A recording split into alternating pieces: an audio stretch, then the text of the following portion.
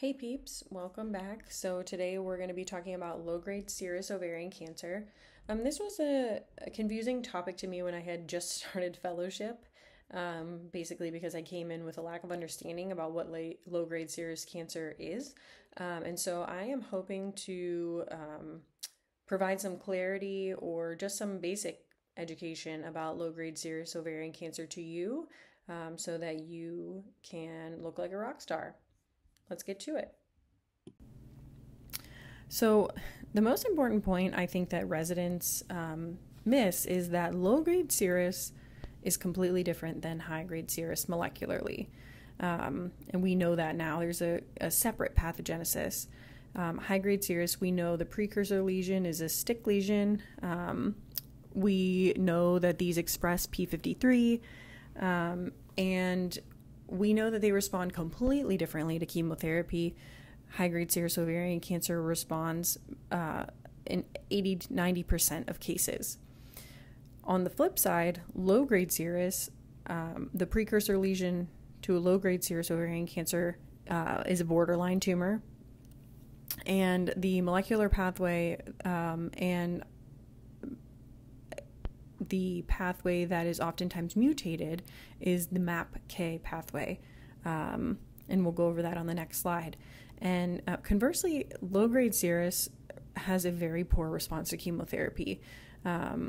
Some references will cite as low as 6%, and I typically say about 15 to 20% response to chemotherapy in low-grade serous. So the pathogenesis is different. It's not that you go from low grade to high grade, although there is a possibility of a transformation from low grade to high grade, but it is extremely, extremely rare. And typically you see a completely different molecular profile in these cancers. And so as we just mentioned on the last slide, the MAPK pathway, you can see here, this is oftentimes mutated in low-grade serous cancer, and we have learned to target it, which we'll talk about in a little bit. But specifically, and I'll point here, this is the MAPK pathway, and we oftentimes will see mutations in KRAS and BRAF, which are here and here. And we will go over, and I'll show this graphic again, how we've exploited this pathway, and we are now targeting the MEK mutation, or the MEK molecular target. And the other thing about low-grade serous is the majority of low-grade ovarian cancers are ER/PR positive, which is also helpful in the treatment. And so the primary management of low-grade serous ovarian cancer, and something that I got wrong when I started fellowship, is that surgery is the first line. And you could deduce that if you know that it responds very poorly to neoadjuvant chemotherapy. So surgery is preferred over neoadjuvant chemo. There's a very poor response to neoadjuvant chemo. However, obviously, it is reasonable if there's extensive tumor burden. Obviously, if there is distant metastatic disease outside the abdominal cavity, then sometimes neoadjuvant is appropriate. But we will try to do cytoreductive surgery whenever possible. Once you've done your surgery, I just cited the NCCN guidelines down here. You have a few options kind of based on your stage, whether you observe, you give chemotherapy, which is oftentimes carbotaxol, and then sometimes you can follow the carbotaxol with maintenance hormonal therapy, and then other times you can just give hormonal therapy in the place of chemotherapy. And we'll talk about a couple trials too that are inserting hormonal therapy with chemotherapy. And so then what do you do when someone has a recurrence? Well, again, surgery is best if possible. So by, whenever we're thinking about doing a secondary cytoreduction, you are aiming for complete gross resection. And so if you do obtain that, it significantly improves the progression-free survival and overall survival in these patients. You can do endocrine therapy if you haven't already, or you can switch endocrine therapies. This was shown by Dr. Gershenson. There's about a 9% overall response rate, as well as the Paragon trial, which was a phase 2 trial. They looked at anostrozole, and there was a clinical benefit rate of 64%.